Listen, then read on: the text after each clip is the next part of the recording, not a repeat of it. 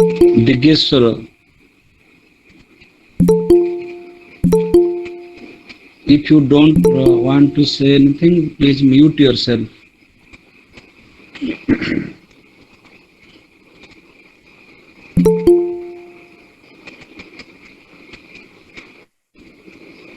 Okay, we shall discuss philosophy of Swami Vivekananda, and in your course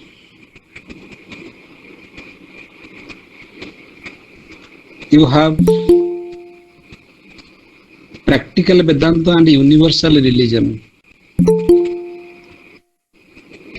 So today we shall discuss practical Vedanta and universal religion according to Swami Vivekananda. So first we shall discuss practical Vedanta.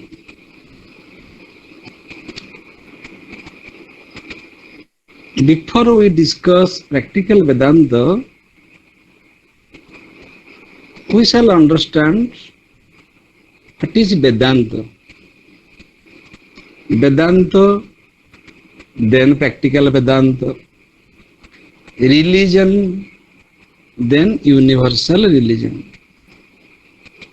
If we understand what is Vedanta, what is the message of Vedanta, then we can understand what is practical Vedanta, what is theoretical Vedanta, and what is practical Vedanta.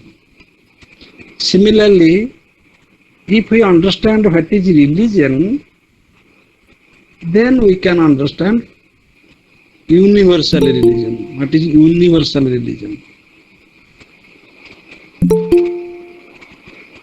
So here there is a comparison between Shankara's Advaita Vedanta and Vivekananda's practical Vedanta. Vedanta means the end of the Veda. There are 4 types of Vedas. 4 types. Rik Veda, Sam Veda, Yajur Veda, and Atharva Veda. Each Veda has 4 parts. There are 4 Vedas: Rik, Sam, Yajur, Atharva. Then each Veda has 4 parts: Samhita, Brahmana, Aranyaka, Upanishad. Samhita, Brahmana, Aranyaka, Upanishad. 4 Vedas and 4 parts of each Veda. Rik Veda has 4 parts. The same 4 parts is with Sam Veda, Yajur Veda, Atharva Veda. Now the last part, Brahmana, Samhita, Aranyaka, Upanishad. The last part is Upanishad. That last part is called Vedanta. Anta. Anta means end. Anta means essence. So the essence of the Veda, Veda means knowledge, the ultimate source of knowledge. And from that ultimate source, the very essence is the last part. That is Upanishad, that is Vedanta.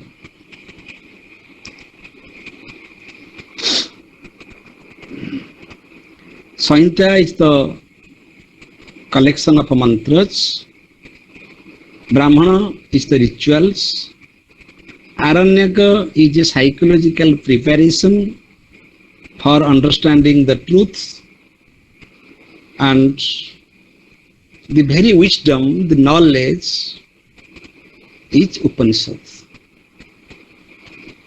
That is Vedanta. So whenever we do an action, we live our life, we need knowledge. Without knowledge, suppose you don't know driving, how can you drive? If you don't know the art of living, how can you live your life? A perfect life, a disciplined life. So mere doing action is not enough. You should have knowledge. Suppose you will be instructed to do something. You are not a slave. That whatever is instructed to you, you will do that blindly. Blind action is not the action of a wise person. Anybody who is wise, anybody who has knowledge, he never does any action blindly. Even it is instructed by our father, even something is instructed by our teacher, even something is instructed by our scriptures, we never follow anybody blindly. Therefore, in the Bhagavad Gita, Arjuna was confused, and Lord Krishna was there to explain Arjuna, to remove his ignorance, to remove his confusion. But Lord Krishna never advised Arjuna that you do whatever I am saying, because I am your Sakha, I am your teacher, I am your authority, I am more knowledgeable than you. So whatever I am instructing you, advising you, you just follow my advice. This was not the suggestion of Lord Krishna. Lord Krishna had given freedom to Arjuna, that you better understand.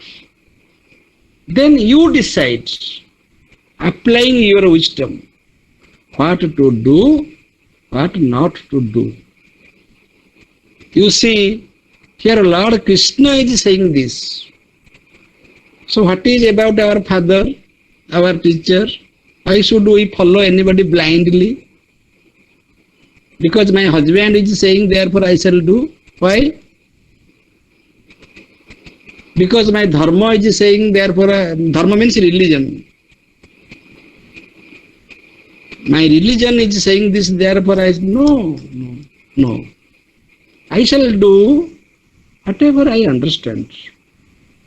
If I don't understand, if I am confused, if I am ignorant, then I shall try to know this. So when people were ignorant, primitive people were ignorant, आदिम मनीष जो मैंने जंगल रे रहउथिले, those who were living in the jungle, the primitive people, they were ignorant. They had food. They were living in jungle.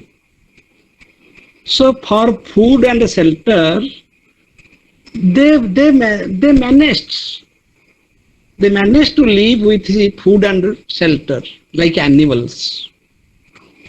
So they lived so many years like animals. They moved naked. They lived with full ignorance. So at that time, whatever they were doing without understanding.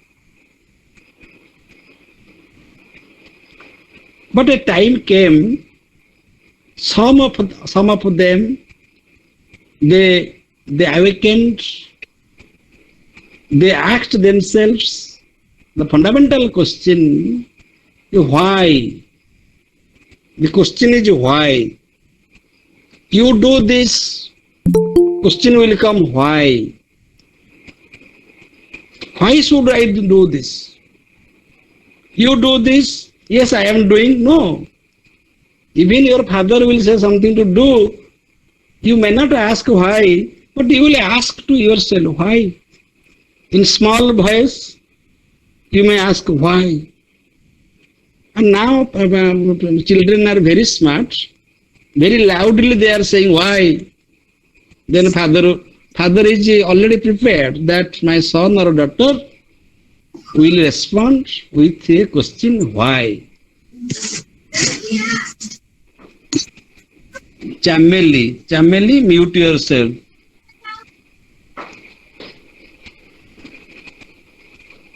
So the question why, how, what, these questions came to human minds because man is inquisitive by nature. Man has a tendency to know the reality. Man is not satisfied whatever is available to him for living. Because man has rationality, man has an inner urge, interest to know everything. Where from I came, what is the goal of my life, how many years I shall live, what will happen to me after my death, is this world real or unreal? So many questions, very big questions came to the mind of human beings, and it's very natural. The questions are very natural. You see, a newborn child, when he is growing up, of 1 year, 2 years, 3 years, when we are taking him to the market, he is asking so many questions. And you will be in trouble to answer all the questions. What is this? What is this? What is that? What is that? Because it is his nature. Because he is newborn, because he is a newcomer, because he is new to this empirical world, it is natural that he or she wants to know everything. Even he or she does not know that what is father and what is mother. Who is he? Papa, father, or daddy, dad. Nowadays we call da. So whatever we shall instruct the child will learn. Oh, this person is my da. Da means daddy. Me means mommy. Very peculiar names of fathers and mothers given by the modern society. So the asking question is important in philosophy. Why I am telling all these things? Because this is the starting point of Vedanta. Veda is knowledge. Veda means knowledge. And Vedanta means the finest knowledge. The finest knowledge. The knowledge of knowledge. The essence. The cream. That I want to know the ultimate truth. Therefore, in Upanishad, in Vedanta, there is conceptual discussion. Brahman is a concept, Atman is a concept, Jagat is a concept, Jiva is a concept. So many concepts are there, and we discuss these concepts systematically. There is conceptual discussion about the Upanishadic concepts. What is truth? What is this Atman? What is pure consciousness? what is jnana, what is ajnana, what is vijnana, what is jiva, what is moksha. There are so many concepts, and there is a conceptual discussion in the different Upanishads. After the Upanishadic period, first is the Vedic period, then Upanishadic period. In the Upanishadic period, there is a scope for thinking or analyzing different concepts. It is a better scope. But these concepts are discussed separately. There is no systematic discussion. We separately discuss what is Brahman, what is Atman, what is separately. But after the Upanishadic period, we have system period, system. That means we discuss these concepts systematically.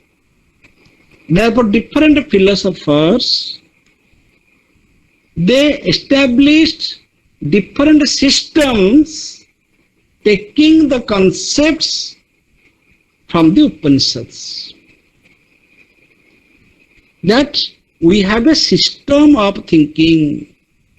That system we may call Jainism, another is Buddhism, Sankhya system, Nyaya system, Vaisheshika. These are systems.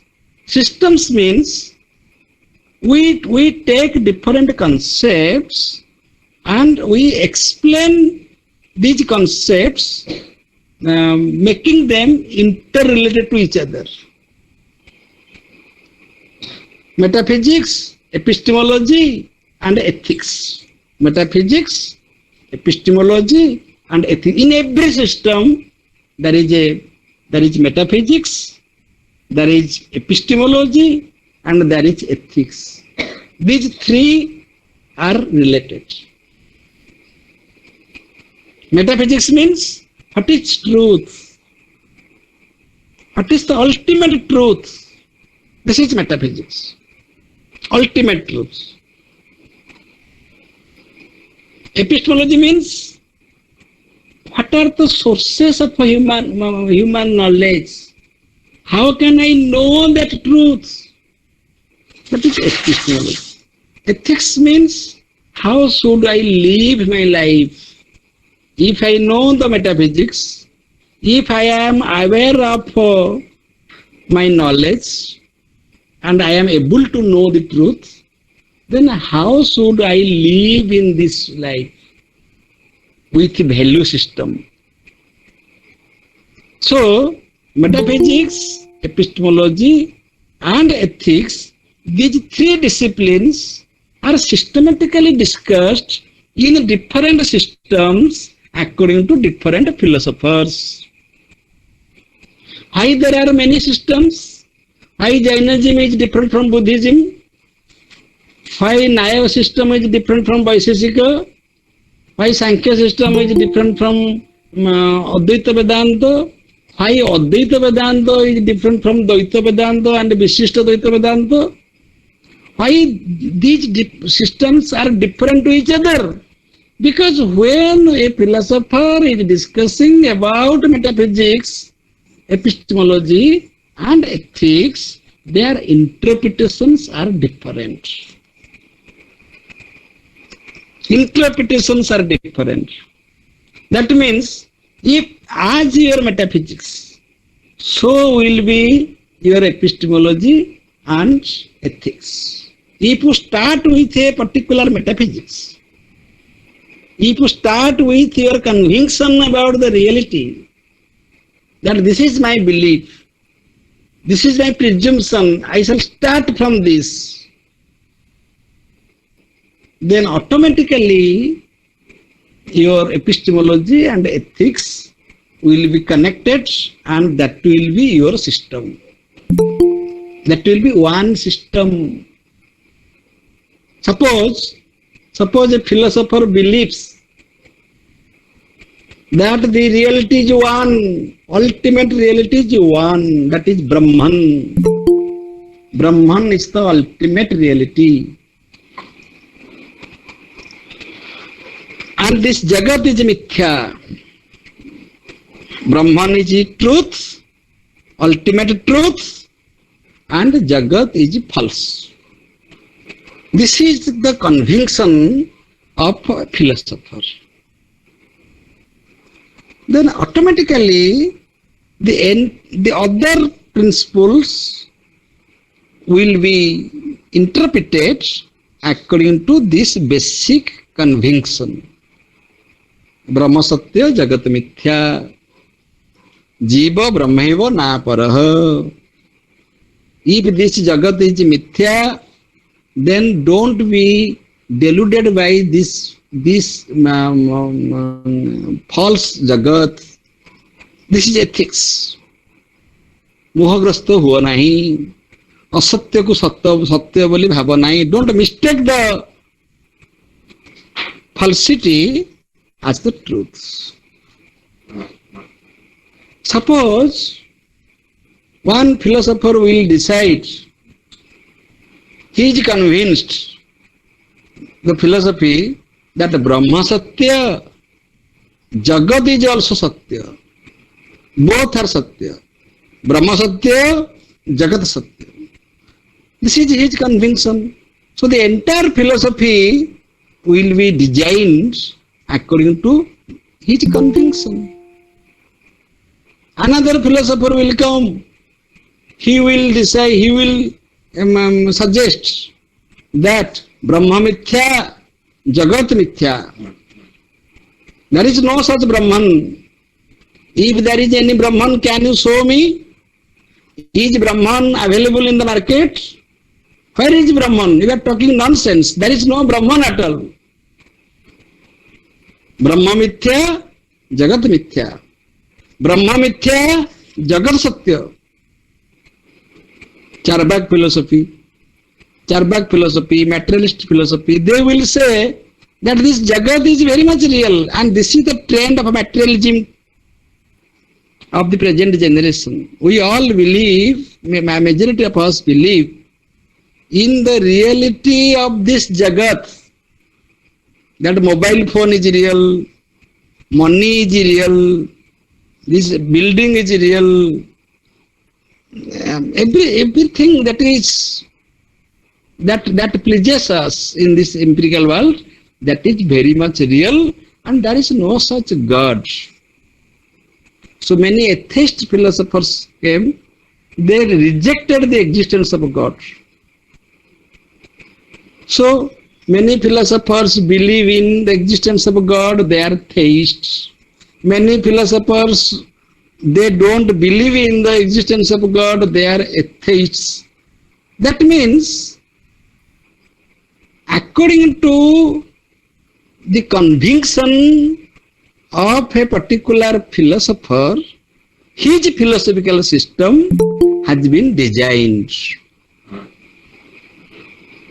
What is your philosophy? Your philosophy is designed according to your conviction. Therefore, there are different systems. So this is called system period. So what was discussed in the Upanishad conceptually, those concepts were discussed systematically through the interpretation of different philosophers.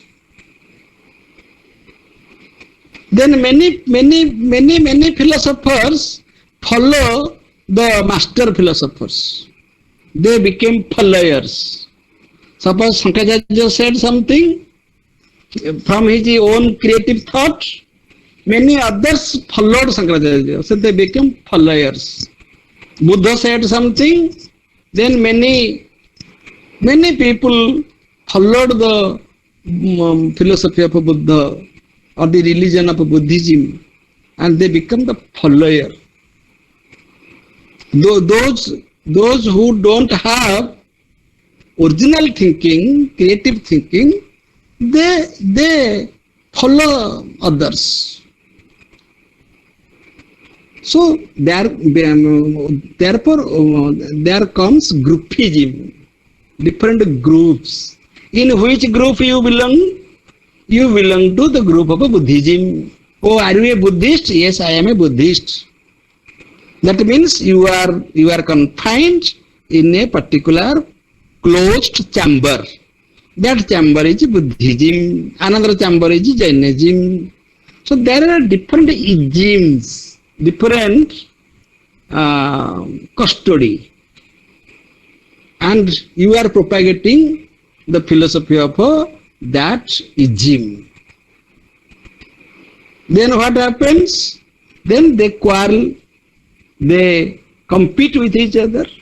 That my philosophy is better than yours. My philosophy is great. Vivekananda is better than Aurobindo. Sankaracharya is better than Ramanuja.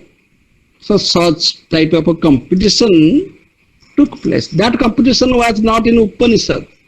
In Upanishads we were having conceptual discussion. But when we established, the philosophers established different systems, then many people, they became followers. And there is a constant competition between the followers. That I am a follower of a particular type of a philosophy. And religion is also that. Every religion has a philosophy. According to my philosophy, or according to the philosophy of my group, my community, I belong to one religion. Therefore, there are different religions also. Philosophically, we are different. From the standpoint of religion, we are also different. After the system period, then comes the contemporary philosophy, contemporary philosophical systems that we are now discussing about. Vivekananda, Sri Aurobindo, Radhakrishnan, R.N. Tagore, Mahatma Gandhi. This is a period of discussion. This is the modern way of thinking. So whatever has been discussed in the Vedas, Upanishads, and the Indian philosophical systems, all these things are discussed in a new way by the modern contemporary Indian philosophers. So this is called contemporary period. So when we are discussing about Vivekananda, we shall compare his philosophy of Vedanta with the Advaita Vedanta of Sankaracharya. What is the difference? Sankaracharya was claiming that Brahma Satya, Jagat Mithya. Brahma and Jagat, they don't have the equal status. Brahman is the ultimate reality. There is no such Jagat. What does it mean? It really means that whatever you see as the Jagat, that is nothing but the Brahman. But in your ignorance, you don't see Brahman, you see the appearance, you see manyness, you see the diversity, but that diversity is false. That is an illusion, that is Maya, that is Mithya. Only Brahman is the ultimate truth. This is the view of Advaita Vedanta, that Brahman is the ultimate truth. There is no effect, only the cause is real, the effect is an illusion. The predicate is an illusion, there is only subject, there is no predicate. So Jagat Mithya. Vivekananda said that Jagat is not Mithya. Brahma Satya and Jagat is also equally true. Number one. Number two, Sankaracharya said that there is a principle of Maya. Maya is the principle of illusion. How this world is illusory? It is illusory because of the principle of illusory principle, that is Maya. So Maya is a principle of illusion. So Maya is mithya. Maya is the principle of mithyatva. Mithyatva means it is falsity. Vivekananda is claiming that Maya is not mithya. It does not negate the world. It does not cancel the world. Maya is a fact. Maya is only a fact. Maya is a fact of the changes. But that is not unreal. That is not unreal, as it is said in Advaita Vedanta. Similarly, another point is that there is a distinction between Brahman and God.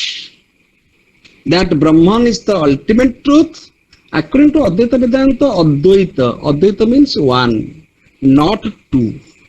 One means one. That Satyam Abadhitam. That means the truth is Abadhitam. That means that cannot be Badhita. That cannot be contradicted by any other principle. And that truth is Brahman. So no Jagata is there as the second reality. No Jiva is there as the second reality. No God is there as the second reality. If God is there, it is so far as the world is concerned, God is there. So God is the creator of Maya. If Maya is removed, if Jagat is removed, then God is also removed. There is Jiva only because when I am ignorant. Ignorantly I claim that I am a Jiva. I am a man. I am so and so. This is my ignorance only. But what actually I am? Actually, I am that Brahman. I am that pure consciousness. Because there cannot be any second principle beyond that one principle. That one is everything. This dog is Brahman, this tree is Brahman, this sky is Brahman. Whatever you see, that is only Brahman. Your body is Brahman, your mind is Brahman, your intellect is Brahman. Everything is Brahman. This is Advaita, because there cannot be a Dvaita, a duality, a second principle. So Jiva, the existence of a Jiva, the existence of a Jagata, the existence of a God, these are all conceived only in the realm of ignorance. When you have pure knowledge, pure consciousness, when you transcend everything, you will have the knowledge of Brahman. And when you know Brahman, all these things are cancelled. This is Advaita Vedanta. But Vivekananda is claiming that Brahman and God, they are one. There is no distinction between Brahman and God. So Brahman and God, they are one. In Advaita Vedanta, Brahman has a superior status, God has a lower status, but according to Vivekananda, these two, Brahman and God, are one. There is not a second principle that is called Brahman. So God, so Vivekananda has used the word God in a very wider sense, in the sense of a Brahman, in the sense of a Brahman. And God is not the creator of Maya, as it is said in it. It is not the power of God. Maya is not the power of God. It is a theological claim that Maya is the power of God. Everything is the Maya. Everything is Maya means it is the Maya of God. This is not the belief of Vivekananda. So there is no distinction between Brahman and God. Only one reality, that is God. Then this Jagat is not cancelled away as a false. The Jagat is also real. Jagat is also real. But what is the difference? What is the difference between God and Jagat? Are they real in the same sense, in the same degree, in the same status? Vivekananda is saying that they are viewed different from different perspectives. From different perspectives. That means Jagat is real from the empirical perspective and God is real from the transcendental perspective. He is giving an example of the waves and sea. If you have gone sea beach, you just watch, you just observe the violent waves, and behind the violent waves there is a silent ocean, silent sea. What is the difference between the waves and the sea? The essence is the same. Suppose the water particle, suppose the drop of water, that water which is present in the silent ocean, the same water is also present in the violent waves. Waves are violent. They are changing. They are always changing. They are restless. But they carry the same essence which is found in the silent ocean. I am giving another example. Suppose air. Air is everywhere. Everywhere there is air. And that air can be put in a balloon. We can have air in a balloon, and balloon has a shape. This is a balloon, or this is a tube, and in that tube there is air, and outside the tube there is also air. So what is the difference between this air and that air? Air inside the balloon and air outside the balloon are one and the same. But ignorantly we are claiming that this is a balloon, and the air inside the balloon is a separate air. It has a separate status. But the air inside the balloon is same as the air outside the balloon. Advaita Vedanta will say this balloon is Maya, this balloon is Mithya, this balloon is false. Vivekananda will say this balloon is not Mithya. This balloon is very much real because one is selling it. One is selling it for 10 rupees. Suppose a seller is selling balloon for 10 rupees. So what he is selling?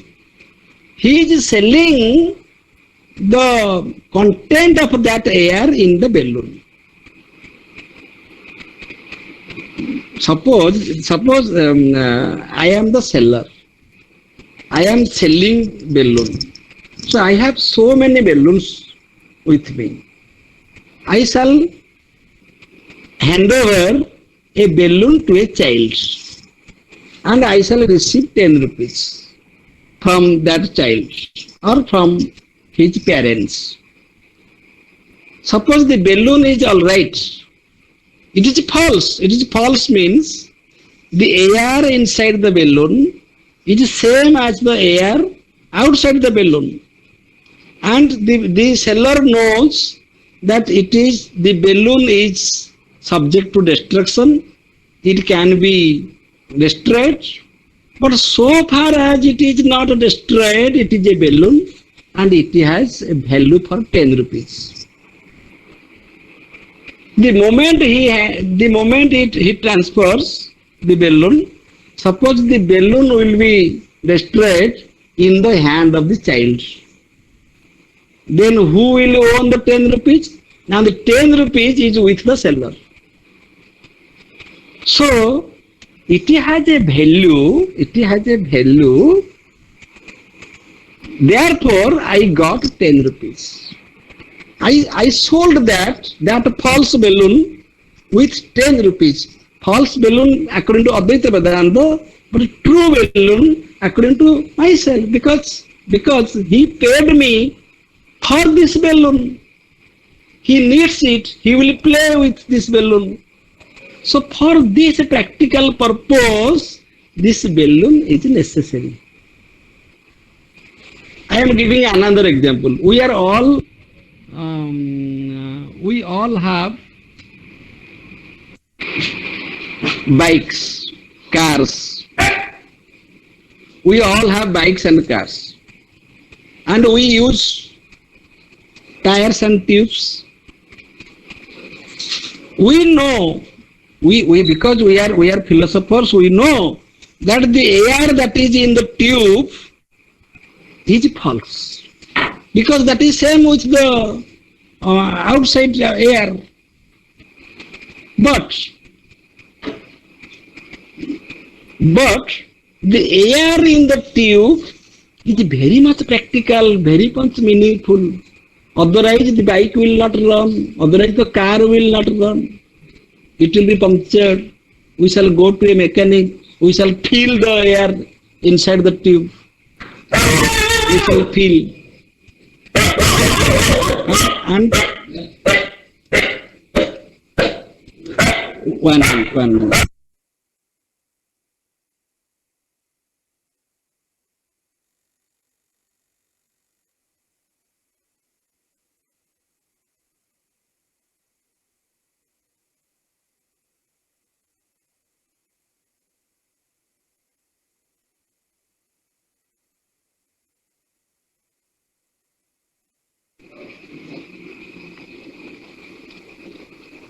We know that the air in the tube, according to Vedantic knowledge, we know that the air inside the tube is false.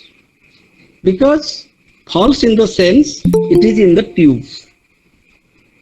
False in the sense, the inside air is equal to the outside air. But according to Vivekananda, and according to common sense, Vivekananda is speaking about common sense.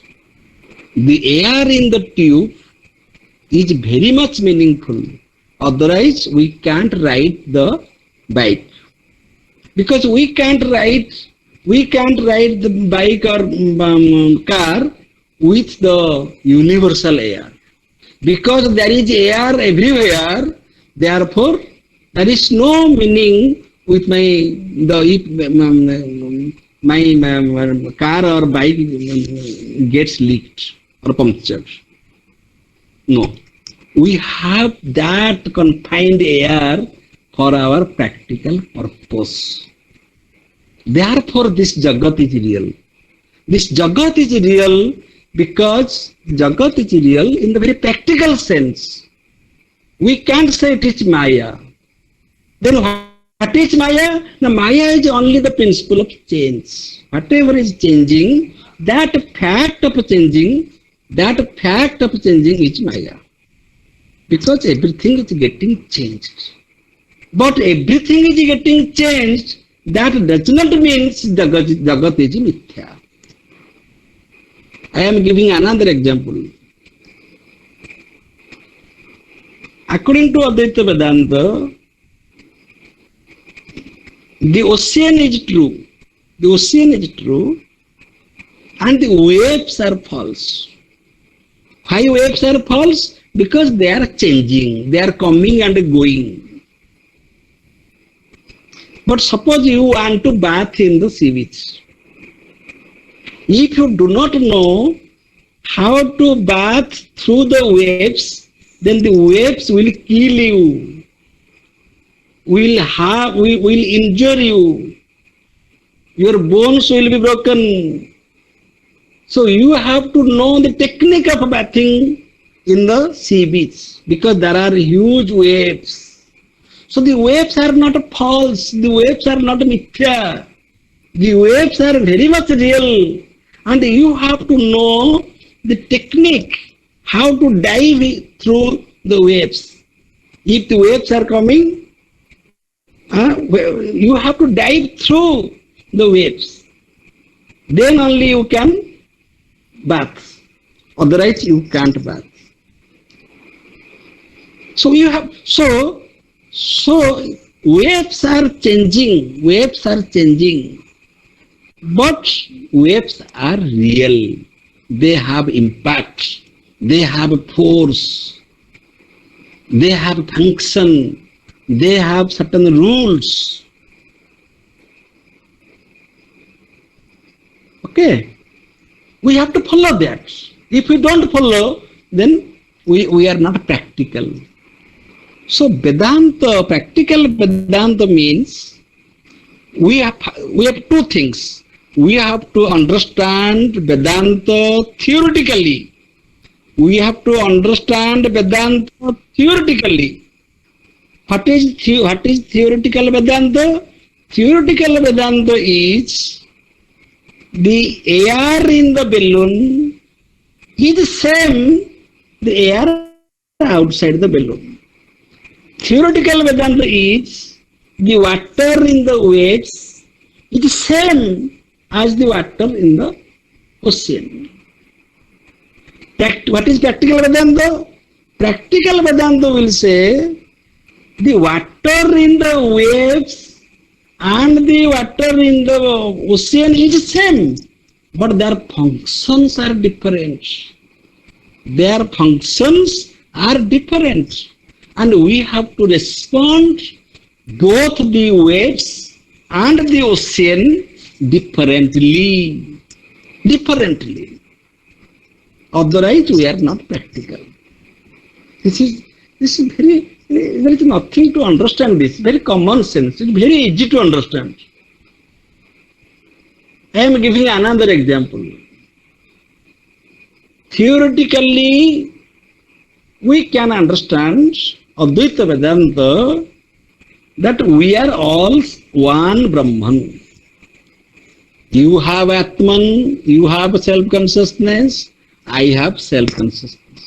So you are me and myself is you. There is no difference between you and me. Because there cannot be any difference. Because Brahman is one. So we all are one, including animals and plants. This is theoretical Vedanta. But in a practical Jagata, we have to understand the difference. We have to understand the diversity. Father will say that daughter, son, we all are one, but we can't live in our family. In our family, we live with different persons having different roles. Father has a specific role, mother has every relation has a role. A wife cannot be a sister cannot be a wife, a father cannot be a son, a teacher has a role. So this difference is practical. When we deal with a sister, we can't deal with her like a wife, because the functions are different, and we have to understand this. Okay, so the forms are changing. Suppose this body is changing. What I am today, I was not before 20 years or 30 years or 50 years or 10 years or 10 days, even 10 minutes. My body was different because every moment the body is getting changed. That is Advaita Vedanta. We have to accept this. But we have to change the size of our dress according to the change of our body. Suppose you become fat, then you have to change your dress size. You should have a fitting dress. So according to the change of your body, you have to change the size of your dress. Otherwise, you are not practical. You will say, no, change is there in the body. So what is to me? I don't accept any change. I believe in Advaita. So Advaita Vedanta should be practically lived in our life. Lived. You have to live the Vedantic way of life. So everything is one. The knowledge of unity is wisdom. But the knowledge of the diversity is our practical intelligence. There is a difference between wisdom and intelligence. Intelligently, we have to live with diversity, with changes. Intelligently. Otherwise, you will be called a fool. Suppose you are expert in Upanishadic wisdom, but you don't know how to bargain in the market. Somebody is selling that this shirt is 800 rupees, but actually that costs 400 rupees. If you believe in the shopkeeper and you give 800 rupees, then you are not practical, because for that you have to know the Vaishya technique, the commerce technique, the knowledge of commerce. That is the practical world. You have to live. This is current. If you will touch it, then you will die. You will say, no, this is Brahman. This is Brahman, so that cannot affect me. Soul is immortal. How can soul be killed? No current can kill the soul, so you will go and touch the... No. This is a where in which the current is flowing. If I will touch it, I will die. This knowledge everybody should have. So Advaita is the wisdom, but living with that Advaita in this empirical world is our intelligence. Intelligently, we have to live in the world of diversity, world of changes. So that fact of change is Maya. Maya is not unreal. Jagat is not unreal. Jagat is very much real.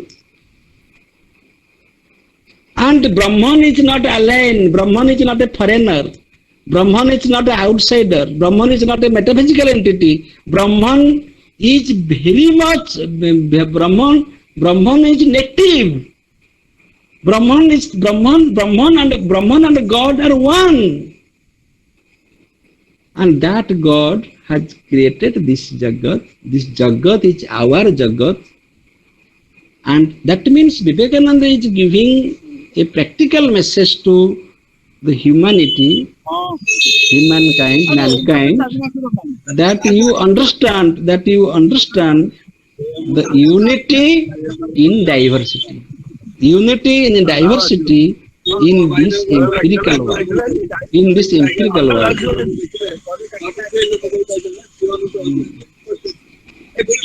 Now somebody is talking. Okay, now somebody is talking. We are discussing Vedanta. So this is a fact that is happening now. So we have to accept this. We have no other way. We have to accept this fact. Now he muted, and we shall also accept it. So we have to accept everything. The person who accepts everything, he is a real man of Vedantic wisdom. Vedantic wisdom. Vedantic wisdom is the wisdom of unity. But the intelligence is that you have to apply that knowledge in this practical world. That I am nobody and I am everybody. I am formless and I am with different forms. I am playing different roles, play role of a father, role of a teacher, role of a son, role of a husband, role of a brother, role of a citizen. But who am I? Am I a father?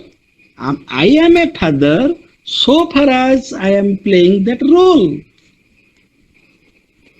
But the moment I am playing the role of a son, now I am playing the role of a teacher. So now I am not a father. So that means my fatherhood is gone, lost, damaged, destroyed. No, the fatherhood is there, but that is not functional at this moment. At this moment, I am responding as a teacher. So the different forms are real from different perspectives. But beyond these perspectives, all the perspectives, I have that Vedantic wisdom that I am neither a father, nor a teacher, nor a son. I am that Brahman. I am that pure consciousness. What you are when you are sleeping, when you are going to bed, what you are? Who is sleeping there? The son is sleeping, the father is sleeping, everybody is looking at you. You are sleeping, you are unconscious. All your relatives, suppose you are in hospital, you are lying in the hospital bed unconsciously. Your relatives have visited you. They have gone there to see you. Who is there? The son will say, my father is sleeping. Wife will say, the husband is sleeping. Student will say, the teacher is sleeping. But that man does not know. At that time, he is sleeping silently. So that state is the formless state. He is nobody. But when he wakes up in the early morning, when we wake up, immediately we are playing different roles. We are playing different roles when we coming in contact with the different perspectives. Suppose in the early morning I wake up and I saw my son, so I shall behave like a father. If I saw my student, immediately I shall change that role and I shall behave like a teacher. So pragmatically we are changing our behavior according to the change of the world. So we can't say this change is unreal. This change is very much real. So Maya is real. Maya is only fact. That is a fact. We have to accept Maya. We have to accept Jagat. Very actively. We have to live with this Jagat. But at the same time, we must have the Upanishadic wisdom that I am neti neti, not this, not this, not this, not this, not this, not this. I am doing this, but I am not this. I am doing this, this is practical life. I am not this, that is theoretical Vedanta wisdom. If this is understood, if this practical Vedanta is understood, then universal religion can be understood. Exactly the same thing. There are different religions. As I am playing different roles. I am having different forms.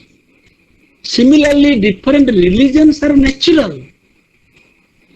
Because we can't accommodate all, the entire population under the banner of one religion. It is impossible. Because everybody has his own freedom. We all love to live according to our belief system. We have likes and dislikes. We have our choice of life. So we choose our religion. By birth, suppose I am born in a Hindu family, I have become a Hindu according to my birth, because I am conscious that I am a Hindu. Suppose I say I am born in a Hindu family, but if I am brought up in a Muslim family unconsciously, then I am not conscious that I am a Hindu. So by birth nobody is a Hindu or a Muslim. By custom, by conviction, by social system, by education, whatever we are taught, we are instructed, we are Hindu or Muslim or Christian. So there are different religions, and different religions are very much natural. Very much natural. Diversity is natural. Diversity is natural. We cannot reject diversity. We have no problem with that. But the problem is that we should not be confined with that particular religion, because we should understand the essence of religion. The essence of all religions is one. That is called a universal religion. Then what is religion? The differences does not matter. How you differ from one other religions, that does not matter at all. Whom you worship does not matter. Whether you worship Allah or you worship Ishvara, Jagannath, or you worship Lord Shiva, whom you worship, even you worship Salagrama, that does not matter at all. That is not a problem. What is your ritual? That is not a problem. Ritual. What is your institution? That is not a problem. What is your abode of the deity? That means temple or church or whatever is that is also not a problem. What is your social system? That is also not a problem. The problem is that our dogmatic involvement in a particular religion. The problem is that we claim that my religion is the best religion. So religion does not divide. Religion unites. The purpose of religion, dharma dharayati iti dharma. Dharayati dharma, that principle which can hold everything into one strong unity. That is the principle of dharma. Similarly, religion, the word religion means also that binding together, living together. But instead of living together, we are fragmented, we are divided, we are destroyed. By division, we are destroyed. And division is violence. Wherever there is a division, there is violence. Wherever there is union, there is non-violence. So we have Vasundhaiva Kutumbakam. That means we have one family. Suppose in a family there are 5 or 6 persons: father, mother, son and daughter, minimum 4, and grandfather, grandmother 6. They all live in one family.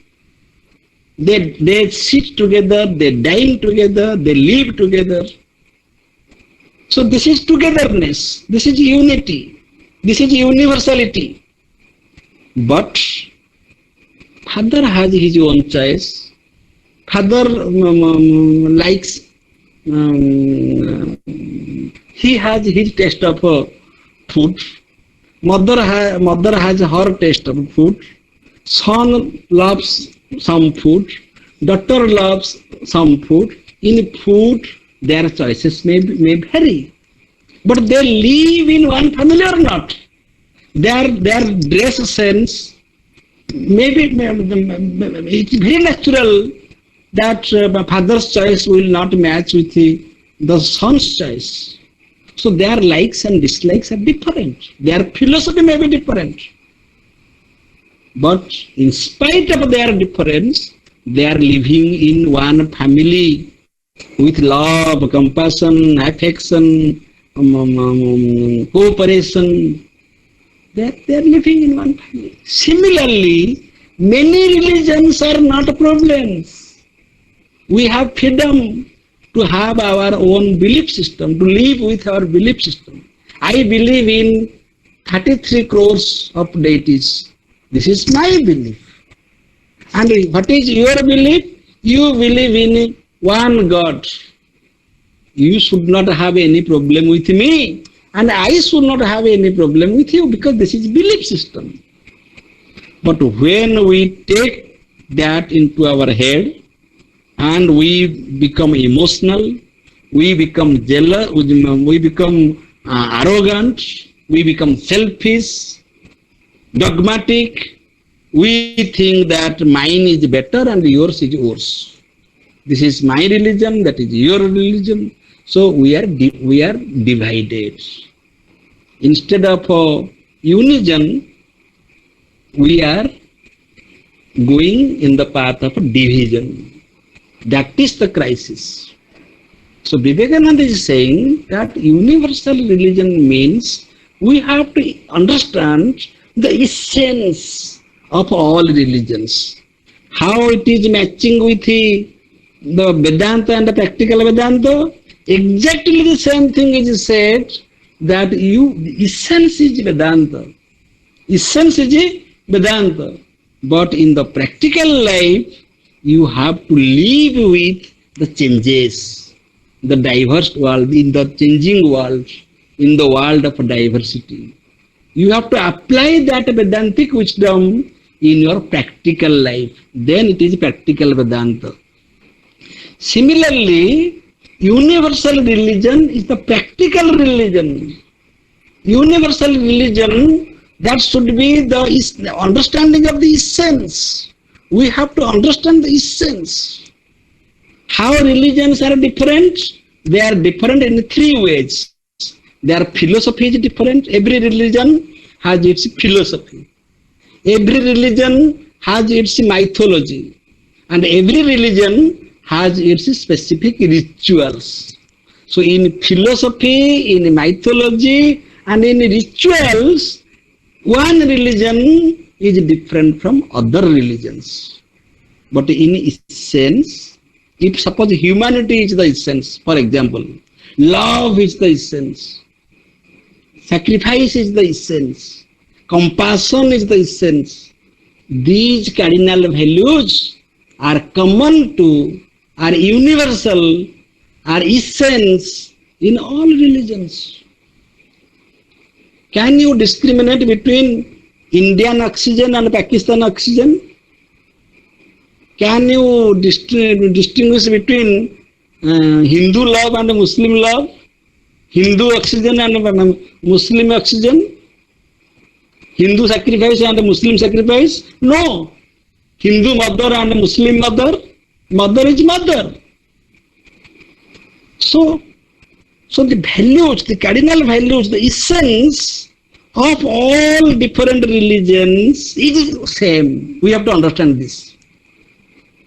In that sense, we can live together, and India is such a pious land, sacred land, where this culture is sustaining. This is a land where all the diversity can live with the philosophy of unity.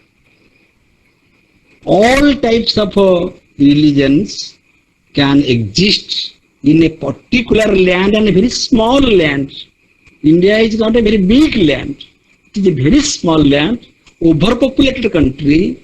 Here there are many religions, but we live peacefully because we understand the universality of all different religions. So this is the message of Vivekananda. Vivekananda, in one sentence we can say, Vivekananda is claiming, don't be a Vedantist only by theory. Don't be a religious person only through practice. Understand this sentence. Don't become a Vedantist Only by theory that Sankaracharya has said this, Ramanuja has said this. I have read so many scriptures. I have completed Bhagavad Gita for 100 times. Every day, morning and evening, I am reading Bhagavad Gita, doing everything, giving charity. These are all theory. Don't spoil your life in this um, theoretical discussion. It is meaningless if you don't live your life according to this principle. So don't take Vedanta theoretically and don't take religion from the perspective of practice, rituals. Rituals and practices are there, but that is not final. That is the practice of your religion. You do that comfortably. You will be satisfied with your practice. And you should respect the practice of other religions. Because you understand the universality. You understand the essence. Your philosophy of religion is different from his philosophy of religion. Your mythological stories are different from the mythological stories of his religion. Your rituals are different, completely different from other religions. But in essence, all religions are same. All religions are same because we have same consciousness. Hunger is same. There is not a Hindu hunger and a Muslim hunger. Hunger is hunger. There is not a human hunger and a hunger of a dog. Human thirst and this thirst of a plant. If a plant is thirsty, if we feel that, then we are a really religious person. If you don't feel the hunger of a dog, if you don't feel the thirst of a plant, how can you claim that you are a religious person? If you are a religious person, you have to understand the common feeling, the unity. You have to understand the unity. You have to understand the universality. That we all are one and same. There is no difference. Brotherhood, universal brotherhood. Vasundhaiva Kutumbakam, family, one family. We have different families. That is natural. But we should have that emotion. We should have that compassion that we are all one. We are all Brahman. We are all Atman. So theory, we should not be theoretically dogmatic when we are discussing about Vedanta. Similarly, we should not be religiously dogmatic when we are discussing about religion. So we should be free from theoretical dogmatism of Vedanta and religious dogmatism of religions. So practical, we should believe in practical Vedanta, and if once we are established in this philosophy, once we understand practical Vedanta, then for us there is no problem with diversity. And the example there are many types of diversity. Religion is one example. There is diversity of caste. There is diversity of economic status, rich, poor. There is diversity of education. Similarly, there is diversity of religion. So religion is one example of unity and diversity. There are so many diversities. Not only religion. In every diversities, we have to maintain unity. This is practical Vedanta. Okay. With this, I tried to explain practical Vedanta and universal religion. If anybody has any question, you can ask me. Otherwise, we shall stop here. And tomorrow morning, at 10 a.m. we shall discuss philosophy of R.N. Tagore. Okay. Thank you. Hello, sir. Sir, I have one question, sir. I have also one doubt. Yes, ask. You can Ask me. Shall I ask, sir? Yes. I see. We all know that Vivekananda has preached Sarva Dharma Samannay, the unity you have just talked about, right? But why we are suffering a lot being the Hindus, and why are we incapable of make others understandable about this dharma, sarva dharma samannay? Why I have a feeling that always we are giving up. Why should we and why should we suffer, sir? We don't understand because of our ignorance. Those who don't understand the universality, it is their ignorance. Therefore, I told, due to our dogmatic involvement, we are involved in the practices, rituals. Every religion has its rituals, has its practices, has its belief system, has its presiding deity. Suppose I shall say Jagannath is my presiding deity. Somebody will say Allah is my presiding deity. There is no problem at all. As a human being, you have freedom of believing in something. You have freedom of belief, freedom of speech, freedom of religion. You have that freedom. But when we are talking about samanaya, that is the wisdom. The moment you have that, everybody is not a Vivekananda.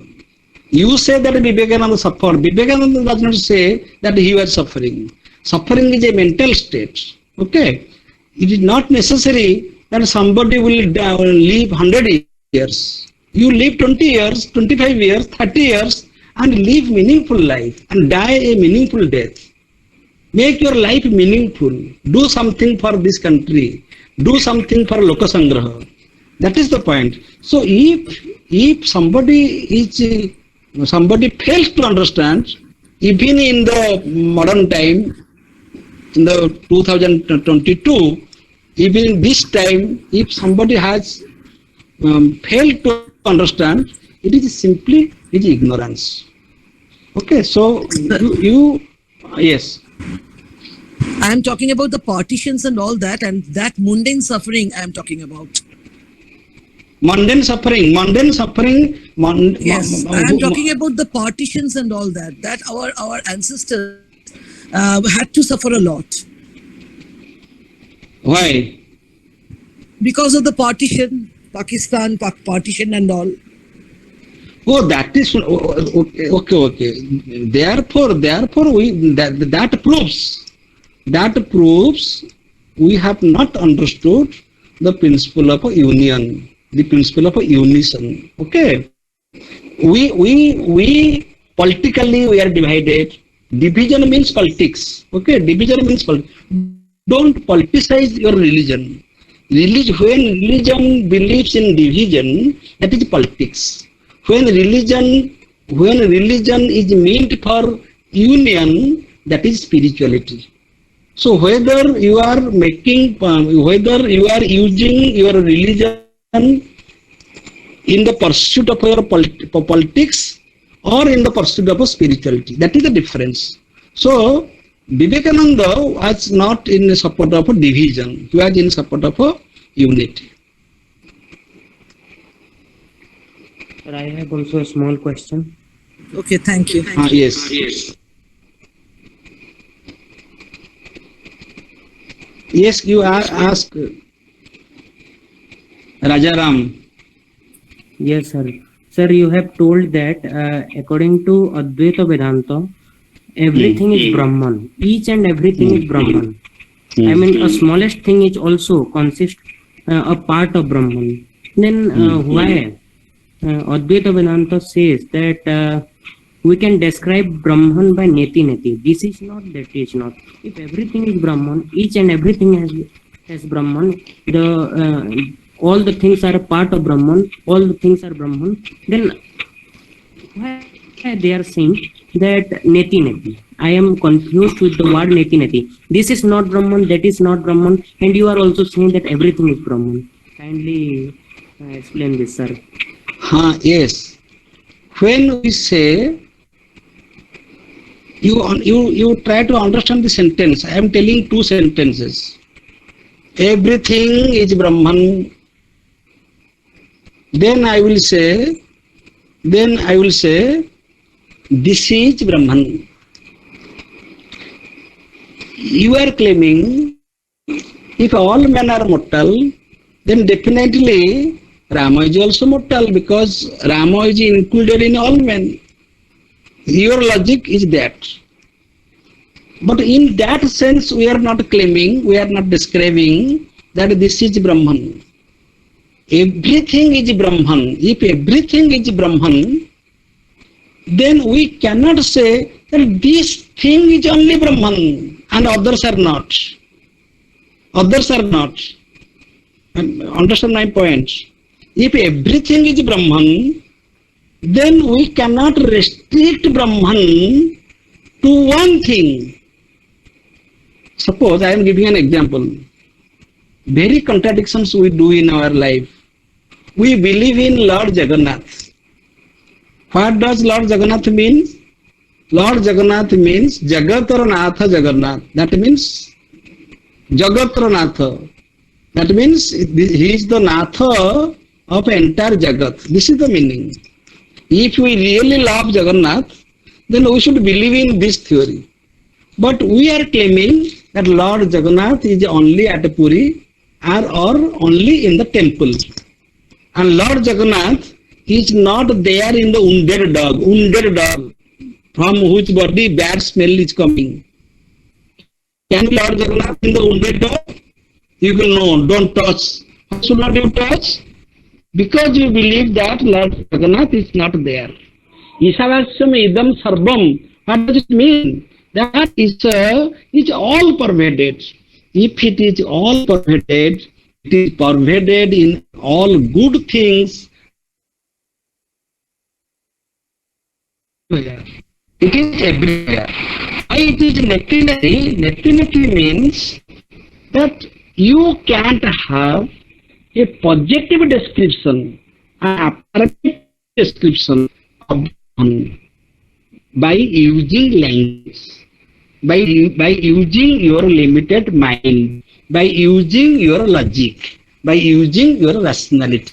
Because the infinite cannot be described by finite giving a predicate, that this is that, this is that. The moment you define something, describe something, giving a particular predicate, that is simply a limitation. Better you say, this is not. Is my body Brahman? No. My body is not Brahman. That means my body is not only Brahman. Okay? This is the meaning. That means we should not confine Brahman to a particular predicate. Therefore we are saying, no, this is not Brahman. This is not Brahman. Suppose you know your father. Know your father. Your father is now not seen. He is kept in a secret chamber. I shall take you to the marketplace. I shall ask you, is this man your father? No. Is that man your father? No. I shall give you 1 crore examples. 1 crore people, 1 crore of people. But you know who is your father. So till you find your father, you will say, no, this is not a father, this is not. Similarly, till you realize the real Brahman, you will not be satisfied that, oh, this is not Brahman, this is not Brahman, this is not Brahman, this is not Brahman. This is the meaning of a neti-neti. Because the is indescribable. It is not this, not this, not this, not this. That shows that Brahman is indescribable. That means Brahman cannot describe by you or by me. Did you follow my point or not? Yes, sir. ବୁଝିପାରିଲ ନା ନାଇଁ କୁହ? Yes, sir. ବୁଝିଗଲା sir. Thank you, sir. ବୁଝିପାରିଲ ତ? ତୁମେ ତମ ବାପାଙ୍କୁ ନ ପାଇବା ପର୍ଯ୍ୟନ୍ତ ତୁମେ ତମ ବାପାଙ୍କୁ ନ ପାଇବା ପର୍ଯ୍ୟନ୍ତ ତମେ କୌଣସି ବାପାଙ୍କ ଦେହରେ ସନ୍ତୁଷ୍ଟ ହେଇପାରିବନି। ତାଙ୍କୁ ନାଇଁ ମୁଁ ତ ନୁହଁ, ମତେ କହିଦେଲେ ମାନିଯିବି ନା କଣ? ଇଏ ମୋ ବାପା ନୁହଁ। ତମେ ଯେତେବେଳେ ବ୍ରହ୍ମକୁ ପାଇନ ତମେ କେବେ ସନ୍ତୁଷ୍ଟ ହେଇପାରିବନି ଯେ ମୋର ମାଇଣ୍ଡ ବ୍ରହ୍ମ, ମୋ ନଲେଜ ବ୍ରହ୍ମ, ମୋ ବଡି ବ୍ରହ୍ମ, ମୋ ୱେଲ୍ଥ ବ୍ରହ୍ମ। ଯେତେବେଳେ ତମେ ବ୍ରହ୍ମକୁ ପାଇଯିବ, ଯେତେବେଳେ ବ୍ରହ୍ମ ତମେ ବୁଝିଯିବ, ସେତେବେଳେ କିଛି କୋଶ୍ଚିନ୍ ନଥିବ, ଆଉ ନେତିର ଆବଶ୍ୟକତା ପଡିବନି। Sir, ସେଇଟା ଆଉ ଥରେ ଟିକେ କହିଦେବେ, why they are saying everything is Brahman then? Everything is Brahman. They are saying also everything is Brahman. Advaita Vedanta. Everything is Brahman. Why?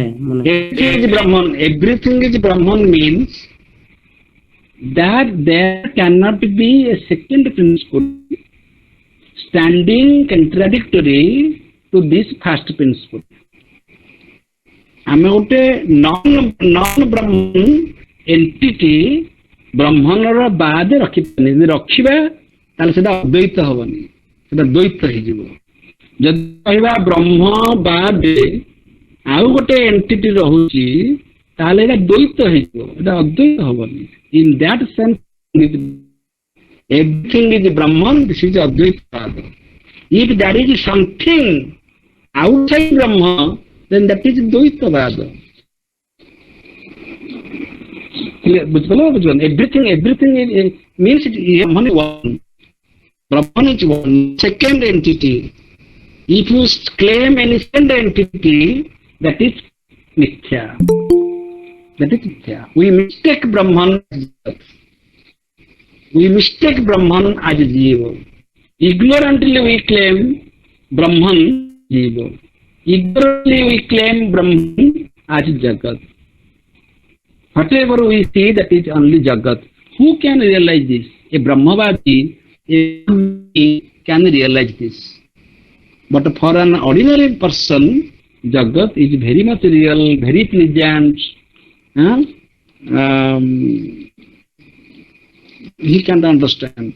Okay. Did you get or not? Yes, sir. Okay, thank you. We shall meet tomorrow at 10 a.m. We shall discuss the philosophy of Aryan Tagore. To everybody. Abhijit ka. Sir, one question, sir. Sir, all are Brahman. So all human are Brahman, but some like bats and dogs, every animals are be Brahman. But how not? We are valuable to man, but not valuable to the dog. Some bats and all animals. Everything is Brahman. Everything is Brahman. Ekam Bhusami. That one Brahman is expressed in different ways. Expressed in different degrees. I am giving an example. You can experience that in different layers of consciousness. We have different layers of consciousness. We have a waking state, we have a dream state, we have a dreamless sleep state, and we have the state of pure consciousness. And we express differently in different layers of consciousness. That means whatever you experience as real in the dream state, that becomes unreal in your waking state. Similarly, whatever you think to be real in the waking state, that becomes real in the transcendental state. So whatever you are perceiving around you, that is only appearance. Any difference you experience it from your layer of consciousness. But from a Brahmajnani, there is no difference, everything is same. Same consciousness is there in everything. Okay. Thank you, sir. Thank you, everybody. We shall discuss the philosophy of Tagore Sunday morning at 10 a.m. Okay, thank you. Okay, sir. Thank you, sir.